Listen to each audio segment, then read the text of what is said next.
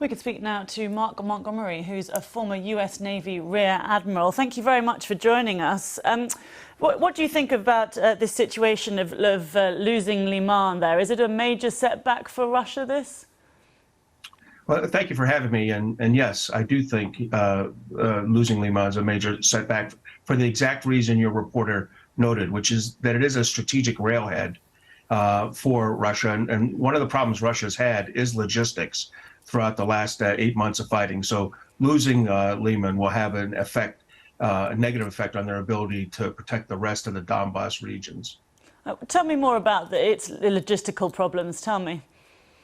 Sure. So, Russia really struggled in the first months of this campaign with 200 to 300 kilometer logistics chain trains. They showed that they were no longer a large scale maneuver army. Many of us thought as they got to this tighter combat, right alongside the eastern border of Ukraine and Russia's border with 40, 50 kilometer logistic lines, the Russians would be able to fight more effectively. But clearly they haven't been able to. And they're losing here and they're losing in other areas, but slowly. Some people, analysts, are saying that Kyiv has the momentum of the war at the moment. Do you think that there's a chance that they could be successful in their aims of reclaiming the areas they've lost?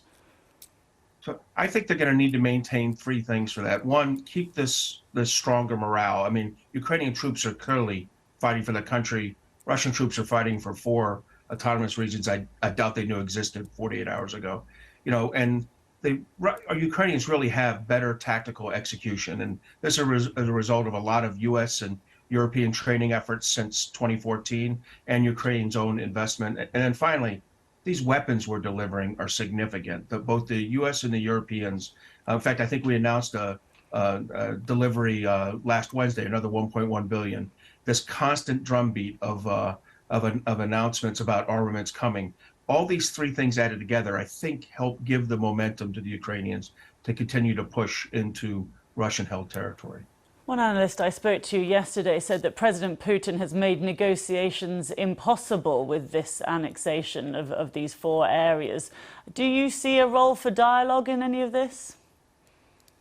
I think that's exactly right. I mean, it's the two elements there. One is the annexation, and the second is the discussion of nuclear weapons. I really think it makes it very hard for both Ukraine and the West to do a dialogue with Putin and his team right now.